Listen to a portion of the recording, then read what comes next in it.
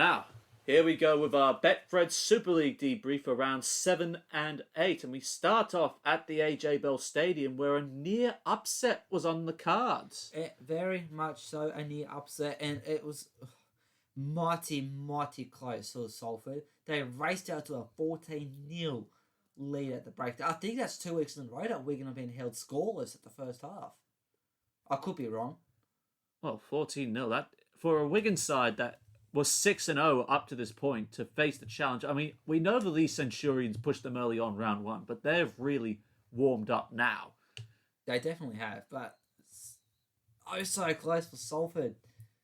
The goals could have made all the difference because after Brad Singleton got an early double, as I understand it, yes, in response, and then Liam Farrell, brilliant work from the left edge. Yes. For Harry Smith to be only 2 from 3, that game and was basically asking for a dramatic finish, wasn't it? It definitely was asking for a dramatic finish, and it did with 2.5 minutes left. Jackson Hastings with a drop goal. The former Man of Steel stepping up for the Wigan Warriors on his farewell tour, essentially. Practically, yes. And what better way than to say to your former employers, "Oh, hello, I'm back here at Salford again. I'm going to set up a drop goal for my mates in cherry and white so we can go 7-0 at top of the table." Yes. I liked Harvey Levett's intercept try from a John Bateman mistake, which doesn't happen often from John Bateman, but he made a mistake and Harvey Levett was right there and zoomed in. Scored. As well as Bateman, his second row partner in Liam Farrell, the ever reliable Liam Farrell. That was it. One try, 138 running meters and 4 tackle breaks. He is the glue of the Wigan left edge. Definitely. The lead up to that try though with Harry Smith though, intercepting. How many defenders did he get away from?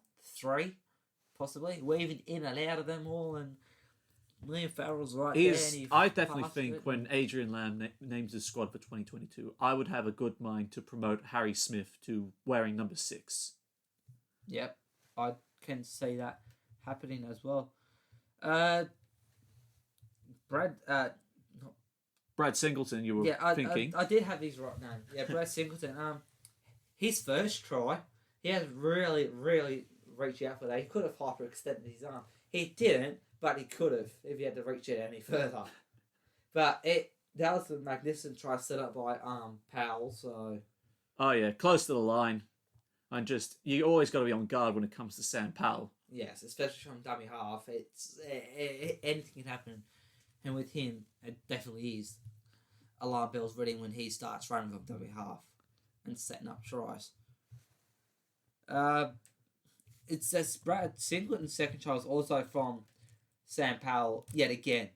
So that Powell Singleton combination is looking nice at the moment. So hopefully that continues on.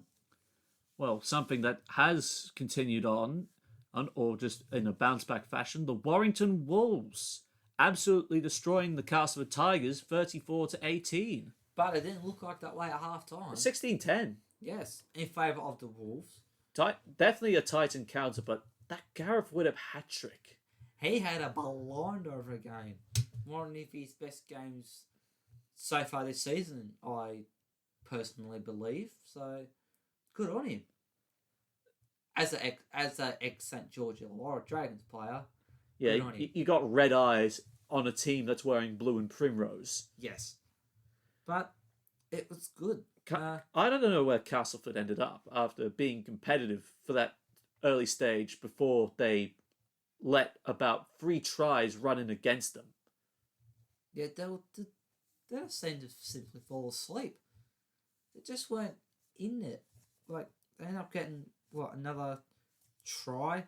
Late, and that was via Jordan Turner. Not the way to celebrate getting a 2-year contract extension to stay at the Jungle for another 2 seasons, and you're getting absolutely thrashed. But he did get a double. That was his second try of the match, with his first one coming in the first half. But level the scores. But consolation, nevertheless, that second try. Oh yes, but they were in it within the first half. So the second half was a bit of a Warrington Domination, domination, especially after the result against Huddersfield. Warrington were looking for a response, and Steve Price has found that response.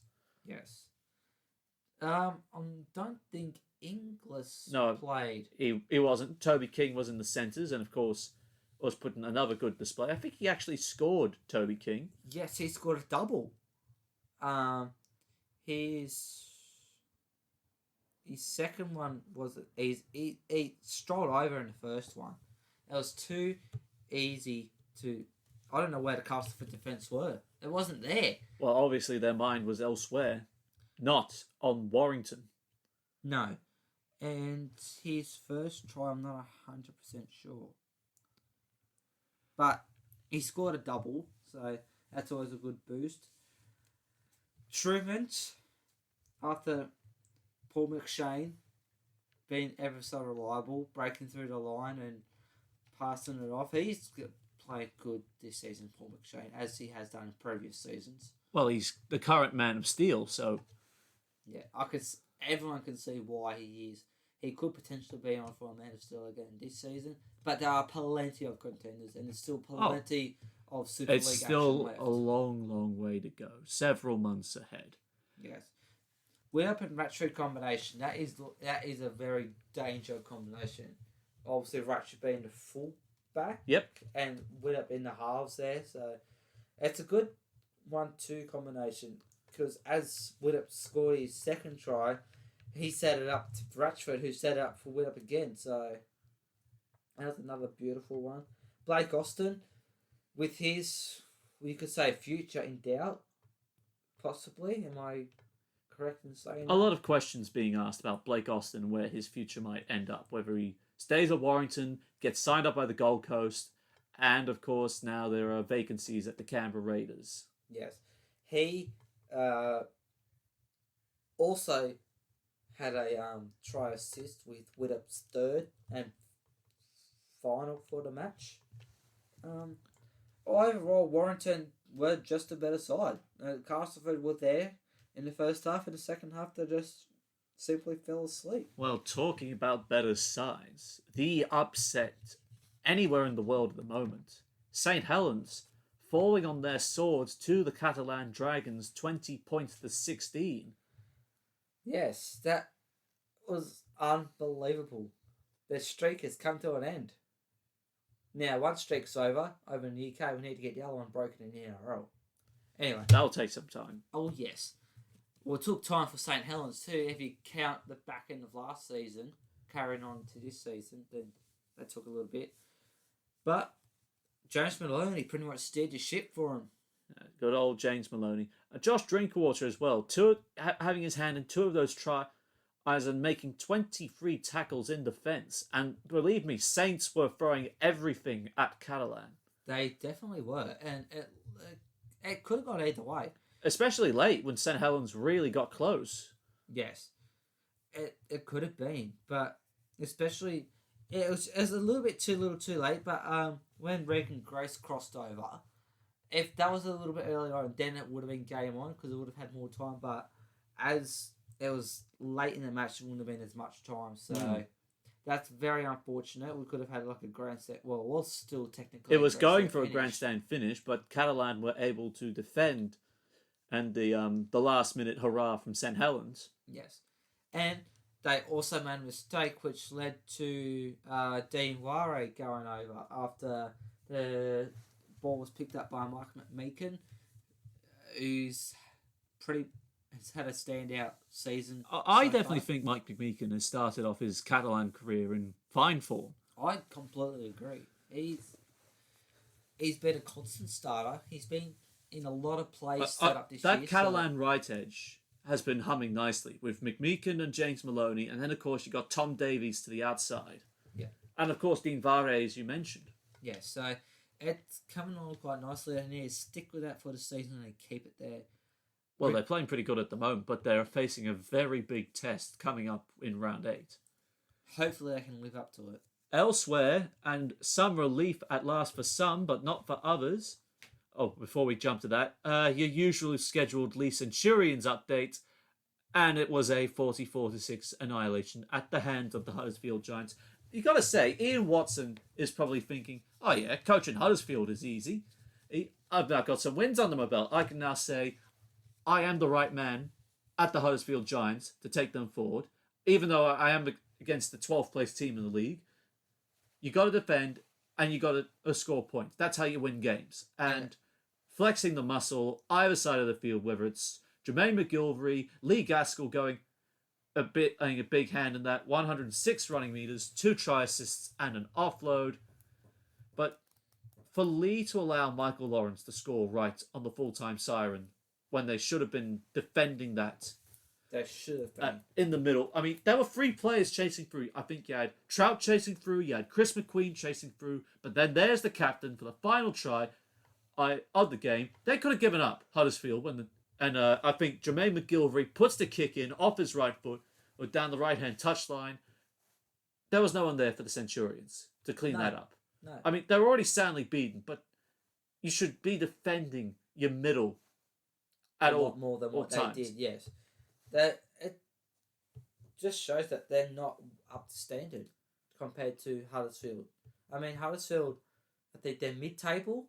Mid-table, but they're getting close to the top 6 at this stage. At this stage, yes. I don't see Lee improving much, unfortunately. No. Criticise me all you want, but that's just my personal opinion. That Huddersfield was just way too good. Ricky Latelli bagged a nice double as well. Yes. As they've opened up both sides of the field. So did the Newcastle Knights coach, who somehow went across to England and back, as in Adam O'Brien. Namesake, no relation. Yes, but he scored for Huddersfield. As you said, Michael Lawrence has, Ricky Latelli has got a double, McGilvery got one, Jake Wardell and Kenny Edwards scored, I think, for the second week in a row, I believe. And Aiden Caesar kicking 8 goals. So a good night on the boot for him as well. Well, considering that that's where Huddersfield is now, compared to where Huddersfield were in round 1, I think it's been a dramatic improvement. It's been a massive improvement, and they could be a smoky for the playoffs. They've knocked off Hull KR. They've knocked off Warrington, which was a big wake-up call. Yes. And now they're just outside the top 6, so they're getting pretty close. And as I said, it could be a smoky come the playoffs, but as you know, a long one to go. And to compound the insult the Leeds Centurions have suffered with even further insult, Wakefield Trinity have finally pulled off their first win of the campaign, downing Hull Kingston Rovers 28 points to 12 at the Mobile Rocket Stadium. Well, there was definitely a rocket somewhere around Mobile Rocket. Or should I say Mobile Rockets across the whole Wakefield team.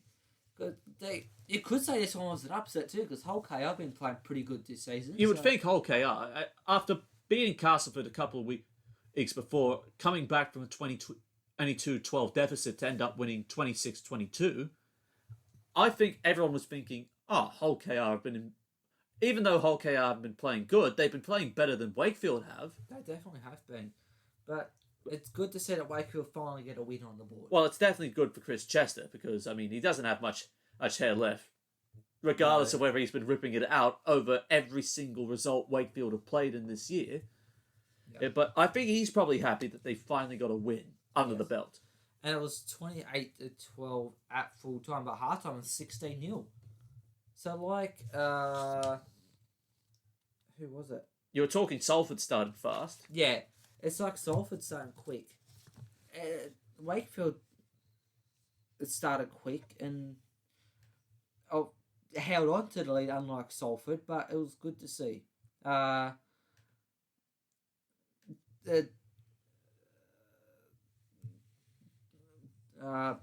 think it was Wakefield that scored right in half-time and a full-time sirens through Kay, who went over. Yep, Liam Kay with a double, and of course Bill Tupou picked up 2 try assists out on that Wakefield left edge. And then Miller scored as the full-time sirens sounded. And as well as Kay, Hull Kingston Rovers were a man down as they got, I can't remember who it was, but they were a player down as they got a red card. Quinlan scored, which is good to see. He just went through the line with too much speed. We know how quick he is, so that was good to see. Liam Kay's first try. How does Wakefield just had the numbers out wide? Like Hull KR were absolutely nowhere. So it's a bit of a wake up call for the Rovers. Getting defeated by a team that are like in the bottom two, you could say. Essentially running last with Lee, but now Wakefield have pulled away to 11th, but they're still not out of the woods yet. Yes, still a long way to go. And Ben Crooks has scored yet another try this season. He's been in try scoring form so far this season. Joe Westerman, for me, was something of a standout because I think that was part of Wakefield's good form that in that game against Hull KR, because there were guys like Joe Westerman standing up in the middle, 122 running meters, 1 tackle broken, and then doing good work in defence with 29 tackles made. Yeah. I just don't know what happened to Hull KR. They just weren't there. Well, this will really get the Hull KR fans riled up because the final result of round 7, Hull FC getting the chocolates over the Leeds Rhinos, 18 points to 12. Yes. Crosstown rivals, and 1 lost. Basically like the Sharks and the Dragons, with them being neighbours. One side of Hull will be absolutely filthy with the way their side performed against Wakefield. The other side are going to be celebrating after pulling up a good defensive performance against the Leeds Rhinos. It was only a very narrow victory. There's only 6 points in it, so... And Hull had to go through a lot of defence. I think they identified early that Conrad Hurrell was a weak link in the right side defence, and it definitely showed with the 2 tries to Adam Swift, including that second try I think he scored. Beautiful hands from both Mark Sneed and Josh Griffin to go at Hurrell. He slips over in defence and then create a 2-on-1 and trying to suck Myler in, and it was away to the races for Adam Swift. Yeah. He had yet another good game. He's been in top scoring form as well, which is what you want in your team, having the player that's in good scoring form so you can get points and wins on the board. Liam Sutcliffe's first try, because he bagged a double, was too big and too strong. He just powered his way over. I like I think it was Briscoe, who I thought scored. It was very close. It was touch and go, but I mean, Marcus Griffiths called time off, and then before the try was even being reviewed, pushed him almost an all-in. Yes. And just erupted on the sideline of the south stand. And he he rolled over to score that try. Well, that's sort of the defence I was talking about with Hull FC, because Leeds could have came at them hard. But the fact that they only conceded 1 try early on, and then Richie Myler scoring late to make the situation at least 18 points to 12, Brett Hodgson would be happy with the way they defended. They exposed Conrad Hurrell early. They knew where to go to get end ground and score. And of course, when you got Jake Connor and Mark Sneed pulling the strings, you cool, calm, and collected, wearing black and white. They're a good combination, Mark Sneed and Jake Connor. I wouldn't be too disappointed for Leeds because they did stick there. They were down by 10 at the break and ended up losing by 6. So it wasn't bad overall because they were there or thereabouts, but they still need to get worked on. There was definite back to the drawing board, definitely for Richard Agar, but he really needs to pick up the pace because the Super League table as of round 7, Leeds is sitting in 9th, 1 win behind both Hull KR and the Huddersfield Giants, and they're both chasing the Casper Tigers for that 6th place spot. So it's very, very tight at the moment. And we've got a new leader, as we already mentioned, because Wigan are now the only team to go 7-0, as St Helens, as we mentioned, got defeated, so they're 6-1 after 7 weeks. Now, Here we go with the round 8 previews, and we start off on Friday morning in Australian time, back at the AJ Bell Stadium with Salford hosting the Warrington Wolves. They came oh so close last week against Wigan. Coming against Warrington, who are a top team like Wigan, but I don't see this one coming off nice for Salford. I think Salford are going to fall here. Well, if Greg Inglis plays, regardless of whether Greg Inglis plays or not, Warrington are in better shape. Their confidence is up that they've actually had wins to show for their their mixed start to the season with the losses and the draw here and there. But that is really showing, in considering that Salford have now lost the last 3 straight, as Warrington are now looking for back-to-back wins since rounds 4 and 5. Yeah. I'd say Warrington will be way too strong to beat Salford. It's just going to be too classy, especially the way that Widdop played on the previous week. If the whole team continue on from that, it will be a demolition. I think it's a demolition job regardless of how well Gareth Widdop plays or not. So I'm going to have to say, and not having Paulie in there also hurts Richard Marshall's side big time. I'm having an impact forward that could really match it up against Jack Hughes, Ben Curry, and Joe Philbin. That will be a big thing. Yeah, definitely would be. So I would say Warrington run out 13+ winners here. I agree with you, because Salford aren't going to be in it. Now, on Saturday morning, we have 2 games on. The Castleford Tigers back at home against the Leeds Rhinos. Look, if Leeds played how they did against Hull FC, it was close, but Hull FC were too good. But if Castleford lost by a fair bit, so Castleford will be looking to try and bounce back. Well, ultimately, they can now take key findings from that game, because they know now Conrad Harrell's going to be weak in defence. So I would be throwing Jordan Turner, Michael Shenton, Oliver Holmes, and Jake Truman all down Leeds' right side defence to gain ground and bust through to score tries. That would be my game plan, to go at Conrad Harrell the whole game. Yeah. Like, you wouldn't think that his defence is going to be weak, considering his attacking and try scoring is like not next level, but is really high standard. But players do have their strengths and weaknesses, and obviously Conrad Harrell's weakness is his defence. Well, exposed defence after Brett Hodgson's game plan. Yes. I'd do the same thing if I was Castleford's coach, have them all lined up against, going towards him, and he'll crack under pressure, and there will be the tries coming left, right, and centre. Another highlight for that, I would think Ash Handley up against Daryl Alfords. I think that would be a very good wingers duel. Yeah. Because Alfords has started out for Castleford this year in good fashion, whilst Ash Handley, we know how good a winger he is for Leeds Rhinos, but injuries have not done him any favours, and he's been shuffled around from wing to fullback and then back again. Yeah, been a bit inconsistent of where his position's been. Then again, the rest of Leeds have been as well. True, that's probably not by choice though either. So, look, I'm going to say Castleford will win in a 1-12 margin.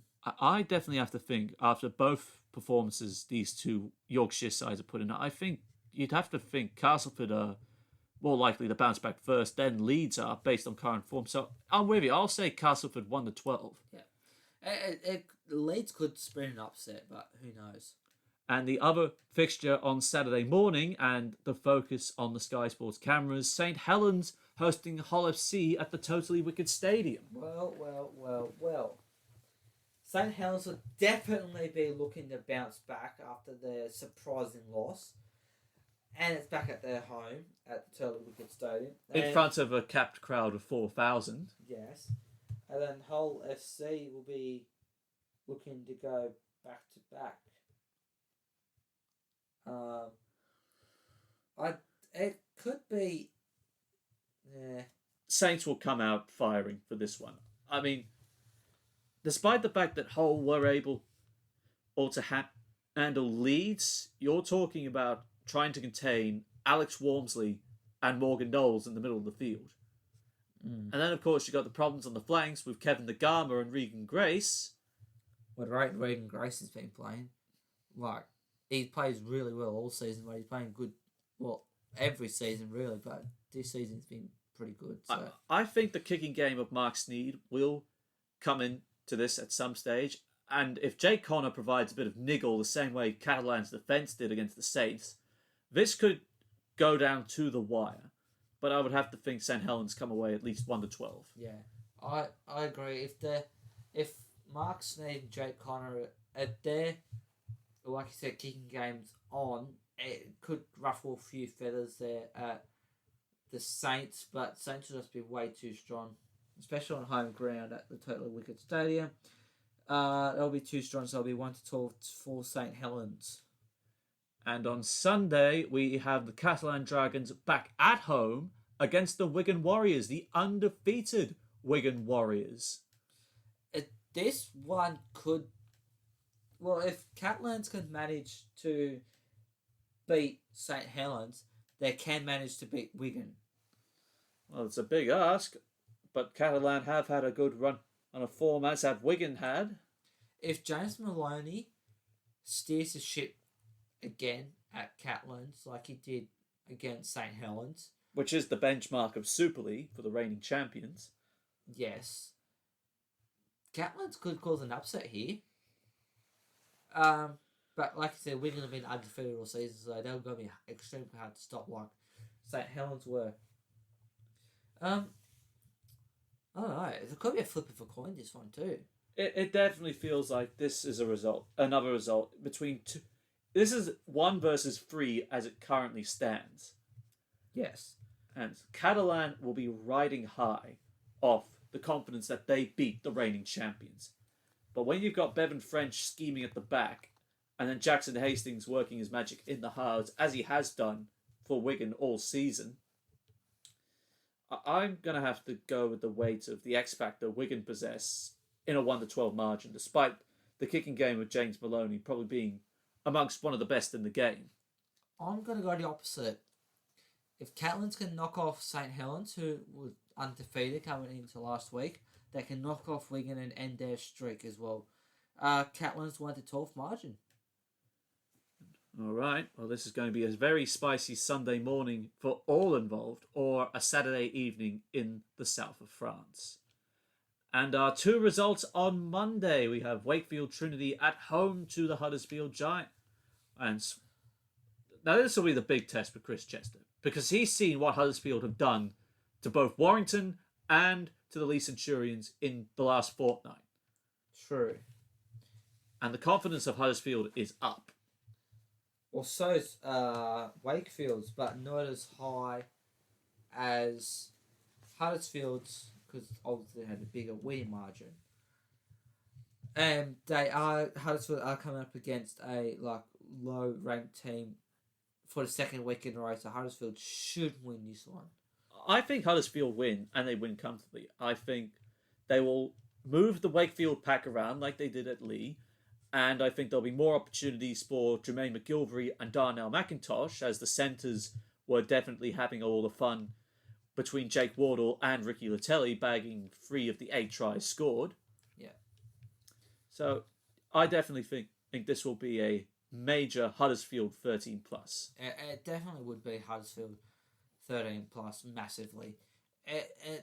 Huddersfield just coming off with more confidence, and they've got the better team on paper overall. That's what you look it down to. And it's the same story in our final game of round 8. Hull Kingston Rovers playing host to the Lee Centurions at the Hull College Craven Park. You'd almost have to say this is a no contest.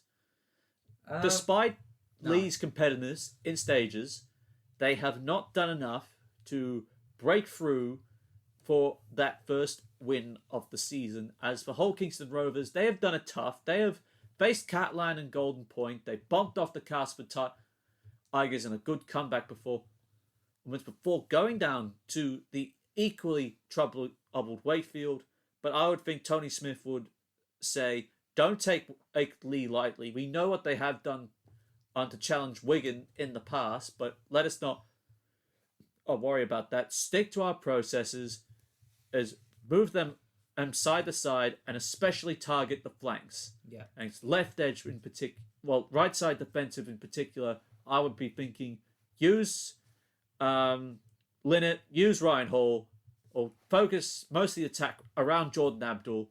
And I think Hull KR will come away 13 plus winners on that front. It's going to be an easy victory for Hull KR because Lee, like as you know, are struggling. They haven't had a win all season, and they're coming off of a heavy defeat against another top side. So it's going to be a Hull KR 13 plus, just based that they're a heaps better side than what they're heaps better side than what the Centurions are. We always knew it was going to be a long road for Lee, but I think there is still light at the end of the tunnel for Tony Smith's side. Eventually, but not at this rate. Yeah. Well, that is full time from us for another week. If you liked both part 1 and part 2 of the Sideline Chat podcast for this week, make sure to leave both of them a like and subscribe to the Sideline Chat podcast so you never miss a week of rugby league action. Hope you enjoy both the Indigenous round 12 of the NRL and round 8 of the Betfred Super League.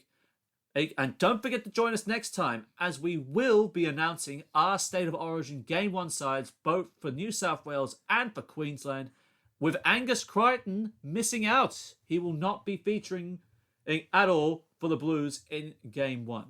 And so, hope you enjoy this weekend, and hope you get excited for Origin coming up very, very soon. Along with Mark Henry, I am Connor Marcellus, and you have been listening to the Sideline Chat podcast. Bye for now. Bye.